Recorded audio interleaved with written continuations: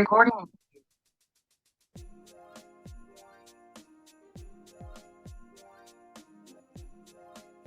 Yes, fairy tale fans. This is not a drill. This is not a drill. This is not it. I am finally back with a fairy tale manga chapter review for you guys for Fairy Tale 100 Year Quest.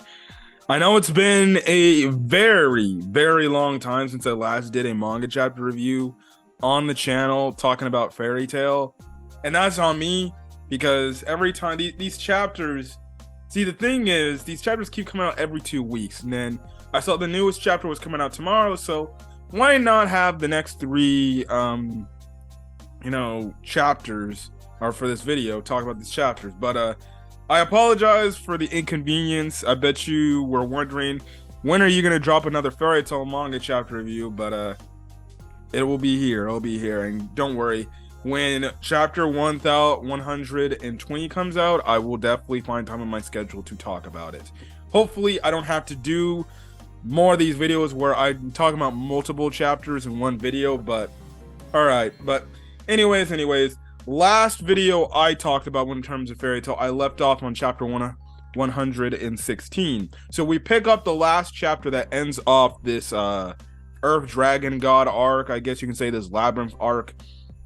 On chapter 117. So it's titled Flame Blade, as my app is or as my phone's loading up. Pretty much the cover page of this is just all the Fairy Tale members and everything. So the last chapter, in chapter 116, very, very long ago, in terms of me, all the Doragmag cores were destroyed, and Natsu was given actually doing some damage against Doragmag. So, what happened? So pretty much with the cores now destroyed, and Doragmag is like, how the hell is these attacks like affecting me, and why is it hurting me? But we end up finding out that. Hold on a quick second, guys. Okay, sorry, back because my dog got done getting cleaned. But Doragmag, he just starts laughing. He's like, which sounds like to me he was getting some enjoyment out of this and everything. And pretty much the thing is, he's like, well, a human and a god pretty much fighting each other. He pretty much goes on to say he's never been in this situation before in terms of a handicap. So yeah. Anyways, Doragmag tells Natsu, all right, come on, bring it on. Give me what you got, because I'm going to enjoy this. Natsu ends up using a fire dragon's talon, but Doragmag easily blocks and just kicks him back. Then he unleashes this attack called Earth's Dragon God, Gamarijo, and it's like he gets like all this earth, these rocks and everything, and forms a big gigantic fist. Natsu then counters back with a fist of his own, and then he ends up using Fire Dragon King Destruction Fist, which ends up just destroying Doragmag's attacks. And Doragmag is actually getting shocked, like, what the hell? This guy's actually like pushing me back and everything. So again, they're clashing with each other, just going back and forth, giving each other freaking all these haymakers and everything. Good paneling by Mashima here. And the thing is, Natsu, even though he's getting hit so hard and he's bleeding profusely, he's still coming back and fighting. And Doragmag's like, why are you this so stubborn? Why are you this so resilient? And everything. All of a sudden, it looks like he's gonna send all these rocks at Natsu to finish him off. But then Suzaku gets in the way, and he cuts up all those rocks, giving Natsu an opening. Now the thing is, now with Suzaku cutting the stones, Suzaku makes the mention like, okay, I don't know how, but now his stones can be cut too. So yeah. Which led to a funny scene there and everything. Now that means they end up working together, and yeah, so Natsu and Suzaku are working together. And Doragmag's like, hey Nia, I'm sorry. I know you told me not to kill Natsu, but he pissed me off for the last time, so I'm gonna kill this guy. He goes to his dragon god form, where he's in his earth dragon god form, and pretty much just saying he's gonna kill them. So the one thing that's obviously the thing is he makes, I guess, Doragmag is very fast when he goes into his Earth Dragon God form, and then all of a sudden he uses this move called Earth Dragon God, G Kumareya, and this is with Natsu and Suzaku pinned down to the ground. And the thing is, they're making a mention how they can't breathe, and Doragmag saying like it's time that you become part of the labyrinth, and they're pretty much stuck there. But the thing is, they hear some rubble, and all of a sudden Natsu and Suzaku, they're just screaming, and they end up breaking out of it. And this shocks Doragmag, and all of a sudden, you have this cool scene where in a way Suzaku throws his sword at Natsu. They're doing a unison raid attack. Natsu ends up using his flames around it, and then he goes on to use the move Fire Dragon Slash, thusly defeating Doragmag. So this leads into the next chapter, chapter 118, titled Collapsing Labyrinth. And this is pretty much the epilogue to the fight and everything. The thing is, Doragmag, he is shocked that he has lost to humans, and he just falls over. And pretty much Natsu goes on to tell him, like, it's because you're looking down from up top that you don't get it. And he goes on to say, whether we're human or dragon, we're still alive, aren't we? We can be friends, we can be friends, our parents and child, or our parent and child, but our strength won't ever change. With this, he falls over. Doragmag goes on to say, I see now. That's why Ignia is so obsessed with you. But the seeds have been sown. The age of humans will soon come to an end. The rest is up to you, Ignia. In the meantime, we have it where the labyrinth is fully collapsing now that Doragmag has been defeated. And again, Doragmag's just making the mention, like, now I see why you have such an interest in him, Ignia. He has this resolve to keep going on for his friends and everything. Simple stuff. It's simple. That whole scene was like a typical Natsu scene he's been saying. But anyways, with the labyrinth falling apart, Natsu and Suzaku can't move anymore because they're exhausted from their fight. But all of a sudden, we see how the members of the Diablos Guild and the members of Fairy Tail, they end up helping them and everything.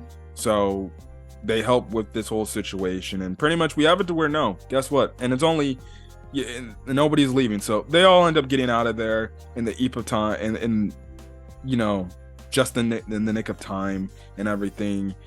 Celine's down, obviously. You have it where Carrie is like, Celine, don't die, and everything.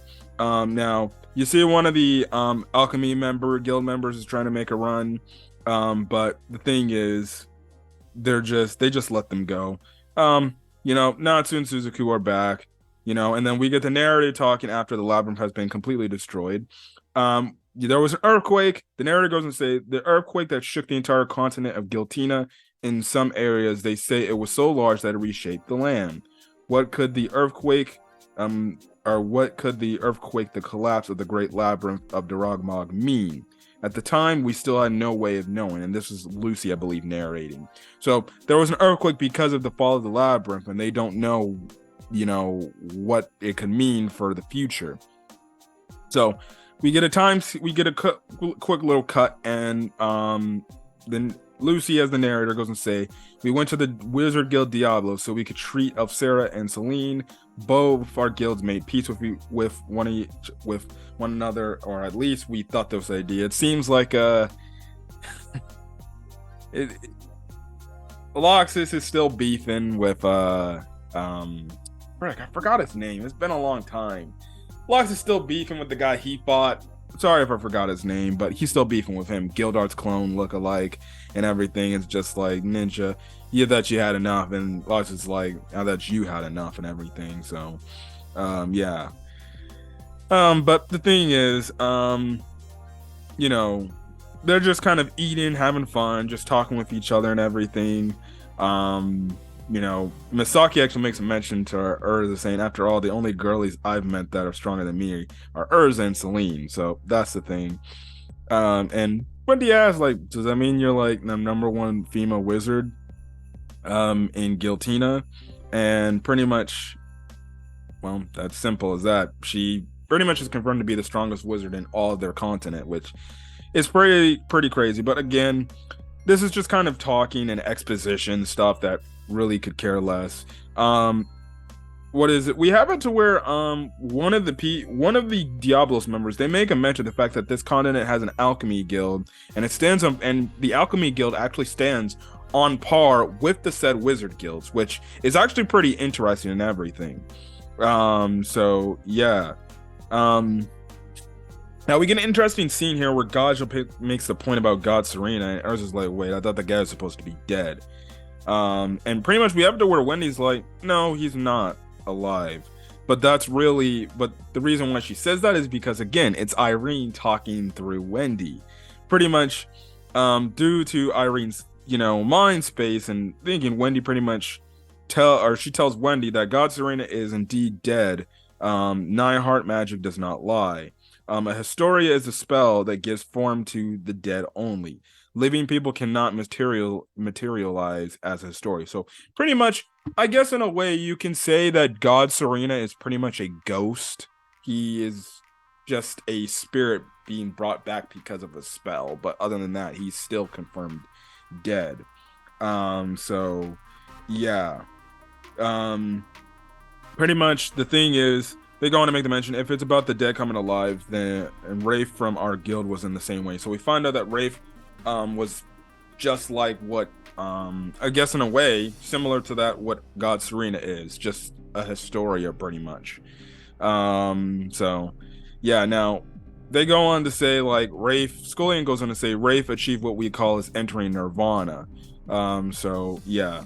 Anyways, the thing, Kyria says basically he was already dead, so that's interesting. Now, Misaki goes on to say the dead man you saw most likely was a product of human transmutation. Scullion goes on to say we don't know the details, but alchemy has the potential to bring the dead back to life. So, in a way, okay. So, in a way,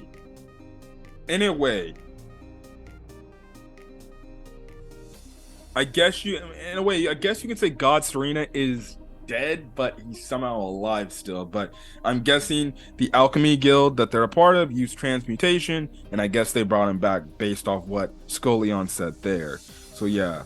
Anyways, other Diablos Guild members are wondering like, what the hell are we talking about? Can we get to something else and everything? So yeah. Now Suzaku goes in to say, and he's like, to begin, you lot from Fairy Tail aim to defeat the 5 dragon gods. In other words, that means Selena as well. Whereas our goal as her guild members, we have to protect her. So yeah, because of this, Fairy Tail makes them look like the bad guy. So yeah, now Lucy asks, like, what kind of world does Selene want? And Scullion goes on to say she wishes to rid the world of all dragons and live quietly as a human. So yeah, now now the thing is, Fairy Tail members like, okay, that seems like a solid one, but she wrecked a lot of shit in the world, and with the next chapter, we see how Selena acknowledges that.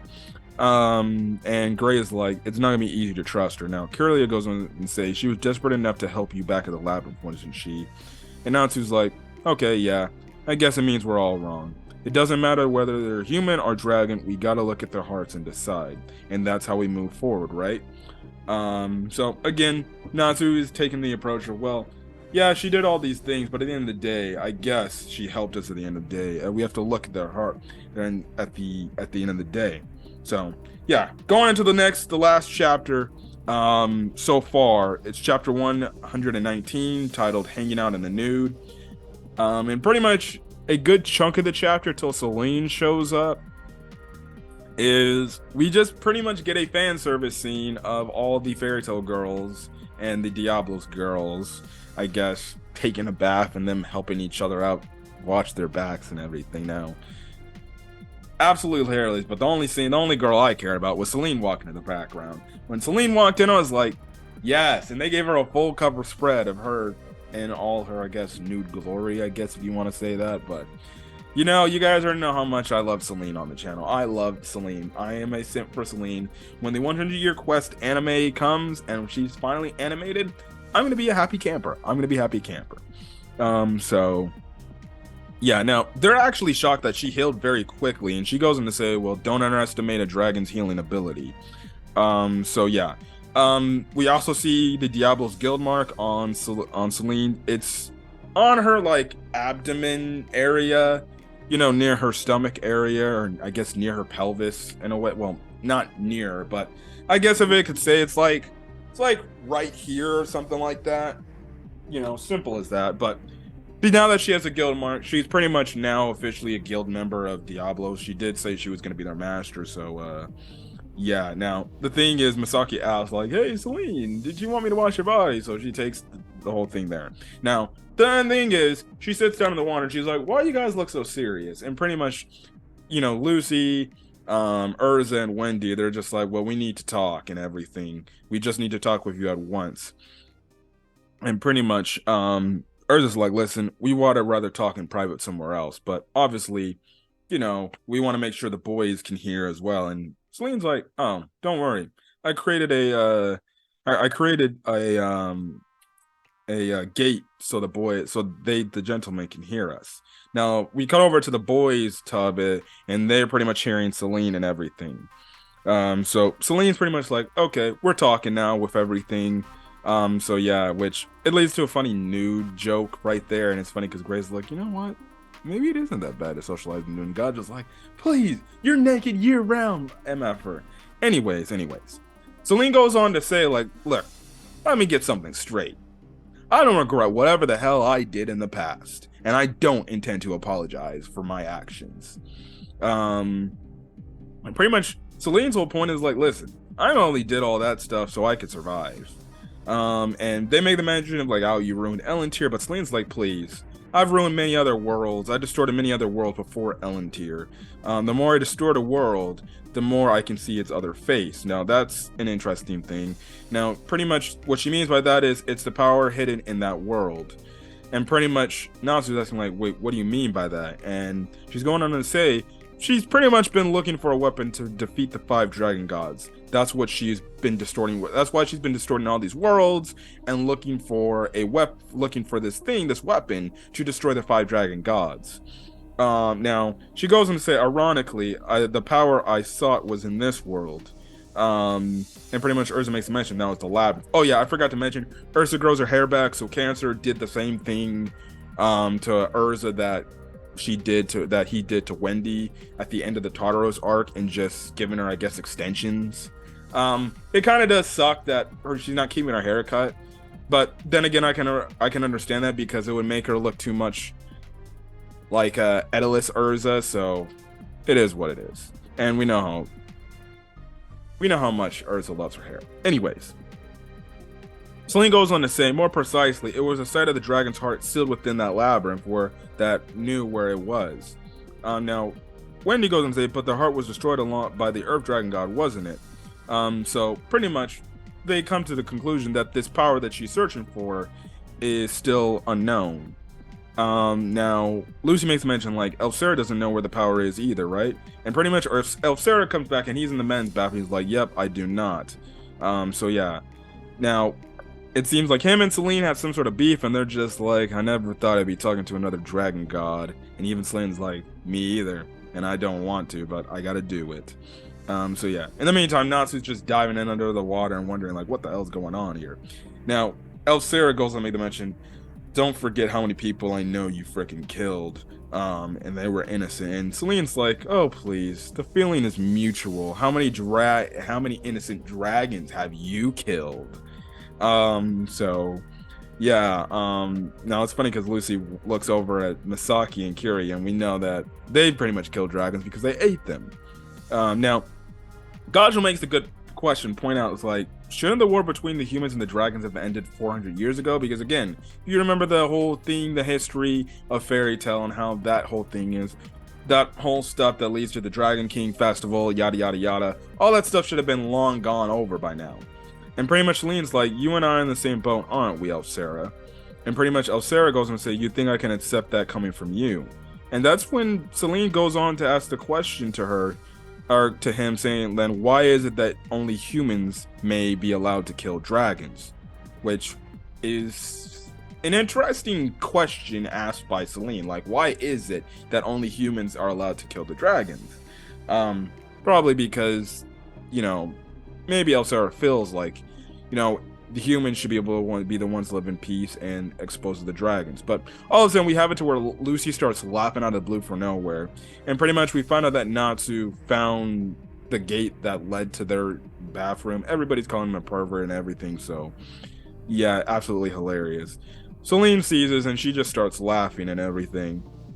And she just comes to the conclusion, as the chapters end off saying, men, women, humans, and dragons have their differences, but at least they're able to talk.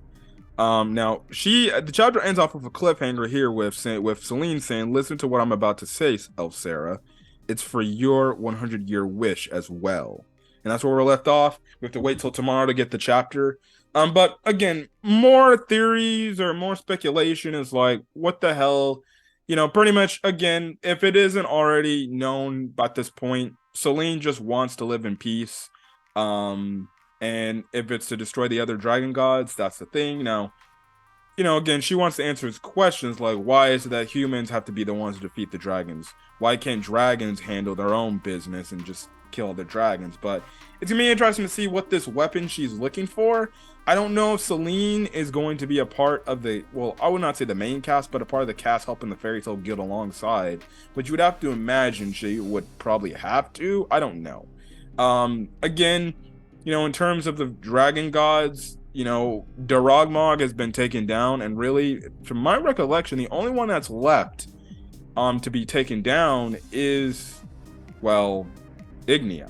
That's pretty much it, because we only know, kind of in a way, two of the dragon gods. Well, they're kind of living off on their own, you know. The water one and now the moon one, Celine, and I forgot the water one's name. But they're kind of living off in peaceful, and they don't want to be bothered by anything. And then you got Elsera, who's kind of been living off in his own realm as well as a dragon god. So Ignia is the only one left. Now, I don't know where the story is going to go now. Potentially, we could be dealing with the Alchemy Guild more than likely. That's what I thought when I was reading these chapters, especially chapter 118. I was thinking maybe we're going to have to deal with the Alchemy Guild next. Maybe Ignia has some ties to it. I don't know. I guess we'll find out. But I guess in terms of what Celine is trying to talk to Elsera about, will be revealed in the next chapter, which releases tomorrow on November 16th. But yeah, they were all solid chapters. Altogether, the Labyrinth arc with Doragmag, I honestly quite enjoyed it. You know, it was a nice condensed short arc. You know, it made it to where we got another mission done in terms of defeating another dragon god, and then I guess in a way having Celine be one of the more ally good guys on our side, even though she did do things in the past. But listen, all I'm glad is my girl Celine is not dead. That was the one thing I'm happy about. She did not come out ending up being killed at the end of this arc, because I really did like her character. Again, I don't know if we're gonna see Celine pop up in any other future chapters of the series in terms of this iteration of Fairy Tail, but I will take it. I will take it. Now, who knows where her story could be headed, but yeah. But anyways, that's kind of my thoughts on the Fairy Tail chapters as of late. Again, sorry for getting these videos out, these chapter reviews out later, but hopefully you guys are happy. Put in the comment section your thoughts on these 3 chapters, as well as put in the comment section any other corrections that you think I made wrong or I didn't understand correctly, that you guys can leave in the comment section to make me understand better, and I'll probably respond to that. But other than that, guys, hit that subscribe button if you want to get more Fairy Tail content or any other anime content I upload to the channel. Back, quick update. I actually thinking about it, the fact that Pokemon's coming out this Friday, the game Scarlet and Violet. I don't know, but me and the Red Wolf, my co-host on the channel, we are gonna get back to reviewing Eden Zero content on the channel in terms of the animes that are on Netflix, because season 2 is actually going to be coming out next year. You want to make sure we're caught up and prepared on a review. So look forward to Eden Zero videos. They'll more than likely be coming out the Fridays, but again, we'll see if we can get to it this Friday. But like I said, Pokemon Scarlet and Violet are coming out Friday. I'm gonna be playing the games probably all day long, because I want to see if these Pokemon games are, if these main series Pokemon games will be some of the better ones. The only other game I tended to care about was Arceus. But speaking of video games, I'm also going to be reviewing Sonic Frontiers on the channel, giving my thoughts on the game, on if it's the best Sonic game to date since Generations, or if it's a flop. But anyways, guys, catch you guys in the next video. Till then, guys, see you guys later. Till then, guys, stay safe. Peace.